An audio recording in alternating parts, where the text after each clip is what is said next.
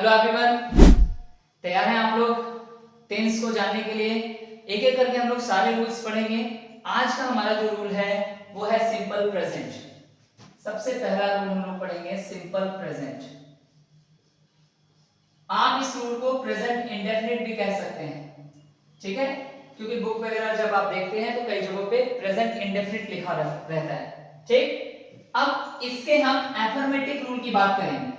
इसके affirmative rule की बात करते हैं तो सब्जेक्ट के बाद वर्ब 1 और 5 and then object. Negative rule की अगर आप बात करें तो देखिए नेगेटिव में हमें नॉट लगाना पड़ता है और नॉट हम लोग ऑक्सिलरी वर्ब की मौजूदगी में लगाते हैं, बट यहां कोई भी ऑक्सिलरी वर्ब नहीं, तो हमारा सबसे पहला काम होगा यहां ऑक्सिलरी वर्ब लाना। और सिंपल प्रेजेंट के ऑक्सिलरी होते हैं डू और डज। सिंपल प्रेजेंट के ऑक्सिलरी होते हैं डू और डज। डू डज के बाद हम लोग नॉट का यूज करेंगे। एक बात और ध्यान रखनी है आपको, कभी भी do does did, do does और डिड ये बातें मैं ऑलरेडी आपको बता चुका हूं, फिर भी ध्यान रखें। डू डज और डिड के बाद अगर किसी वर्ब के फॉर्म को आप जगह देना चाहते हैं तो वो वर्ब का फर्स्ट फॉर्म होना चाहिए, ठीक है? अगर हम is am are was were, अगर हम is am are was were की बात करें और उसके बाद आप वर्ब का कोई फॉर्म रखना चाहते हैं तो वो वर्ब 4 होगा। मैं जानता हूं बहुत से लोग सोच रहे होंगे सर V3 भी आता है, आएगा पैसिव में, बट अभी आप क्या ध्यान रखिए is am are was were का यूज करते हैं और उसके बाद वर्ब का फॉर्म चाहिए तो वर्ब 4 होगा। देन हैज हैव और हैड, हैज हैव और हैड, उसके बाद अगर आपको वर्ब के फॉर्म की आवश्यकता है दैट शुड बी वर्ब 3। ये तीन बातें आप ध्यान रखें, टेंस में बहुत हेल्पफुल होंगी। अब आप इस रूल की तरफ आए तो यहां से हमें वर्ब 1 और वर्ब 5 दोनों रखना है, लेकिन डूडज की मौजूदगी में हम केवल वर्ब का फर्स्ट फॉर्म रख सकते हैं, ठीक है?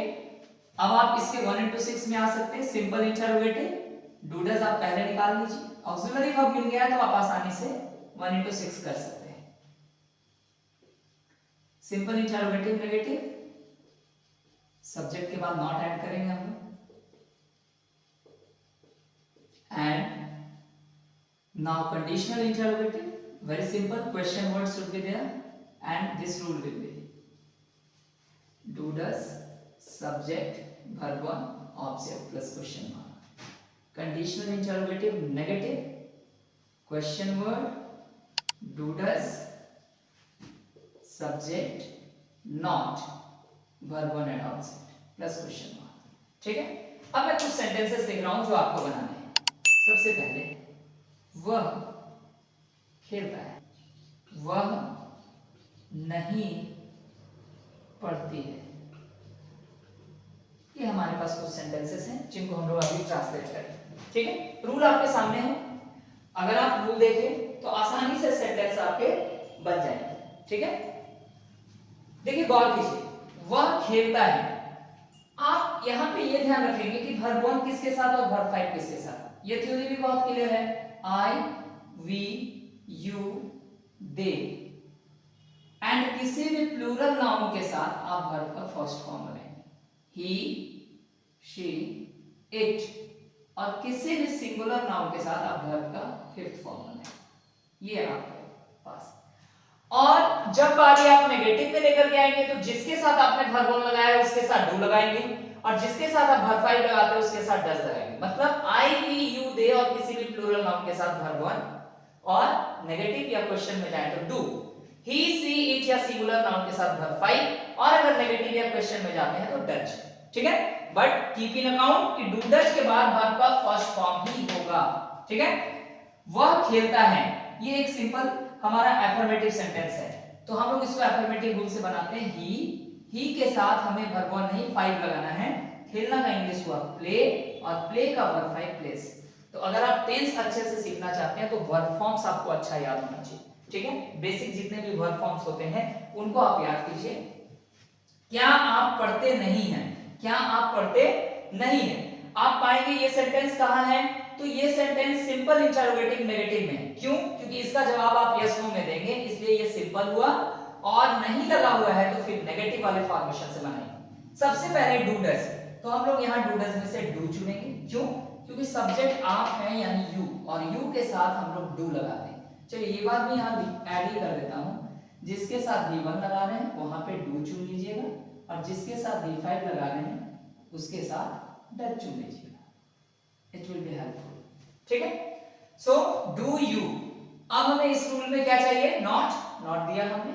अब वर्ब का फर्स्ट फॉर्म चाहिए, है ना, वर्ब का फर्स्ट फॉर्म पढ़ना, पढ़ना that means read. Do you not read, ये हमारा सेंटेंस हो गया। क्या आप नहीं पढ़ते हैं, डू यू नॉट रीड। ठीक है, वह क्यों जाती है, वह क्यों जाती है, ये सेंटेंस एक क्वेश्चन है, बट आप इसका आंसर यस नो में नहीं कर सकते हैं, तो कंडीशनल। और नहीं की मौजूदगी कहीं नहीं दिख रही है, इसलिए हम लोग इसको कंडीशनल इंटरोगेटिव से बनाएंगे। सबसे पहले क्वेश्चन वर्ड क्यों के लिए हम लोग वाई का यूज करेंगे।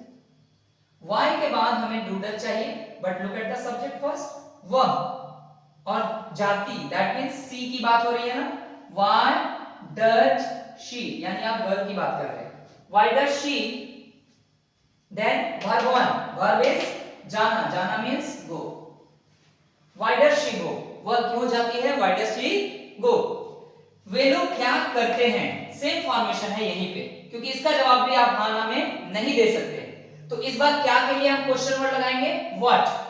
व्हाट के बाद हमें सोचना है कि डू या डज दे, तो पहले सब्जेक्ट देखिए, वे लोग, वे लोग मींस दे, और दे के साथ हम डू डज में से क्या लगा रहे हैं, डू, व्हाट डू दे। अब हमें क्या चाहिए रूल में देखिए तो, what do they, verb one चाहिए ना, वर्ब क्या है, करना, करना का इंग्लिश भी होता है do. So the sentence is what do they do. दोनों डू में अंतर है, ये डू ऑक्सिलरी वर्ब है, ऑक्सिलरी वर्ब जो यहां मौजूद है, और ये डू वर्ब है जो वर्ब के फर्स्ट फॉर्म के रूप में मौजूद है। ठीक है, आप उसे क्यों नहीं बुलाते हैं, ये भी कंडीशनल वाला ही सेंटेंस है, लेकिन नेगेटिव के साथ। तो हम लोग इस रूल को फॉलो करेंगे। सबसे पहले क्वेश्चन वर्ड क्यों के लिए व्हाई, उसके बाद डू डज, सब्जेक्ट आप हैं यानी यू, तो डू देना होगा, why do you, why do you now not, not के बाद वर्ब वन, बुलाना, बुलाना दैट मींस कॉल, और उसे, उसे के लिए आप हिम लगाएं या हर, ये आपके ऊपर डिपेंड करता है, डिपेंड करता है कि आप बॉय को बुलाना है या गर्ल को। ठीक है, आप उसे क्यों नहीं बुलाते हैं, why do you not call him. वह नहीं पढ़ती है, आप गौर करें ये सेंटेंस सिर्फ नेगेटिव है, नेगेटिव, तो यहां से बनाएंगे इसको, सब्जेक्ट इज शी, डू और does, does, she does not, आप चेक कर रहे हैं शी के साथ में क्या लगाना है, does, she does not, now verb one, verb का फर्स्ट फॉर्म पढ़ना, रीड,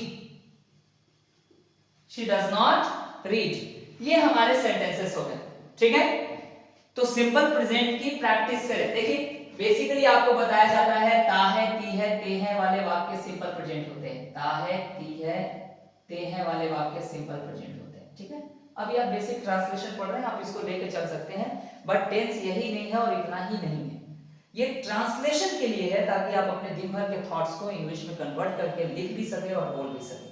ठीक है, लेकिन टेंस इतना ही नहीं है, टेंस जब मैं एडवांस में पढ़ाऊंगा ग्रामर के फॉर्म पे, तो वो आपको डिफरेंट मिलेगा। फिलहाल आप ट्रांसलेशन के लिए इतना ही इनफ माने। एक पार्ट और हम लोग सिंपल प्रेजेंट का लेंगे, जिसमें हमें और कुछ सीखना होगा। फिलहाल आज के लिए इतना ही। Thank you everyone.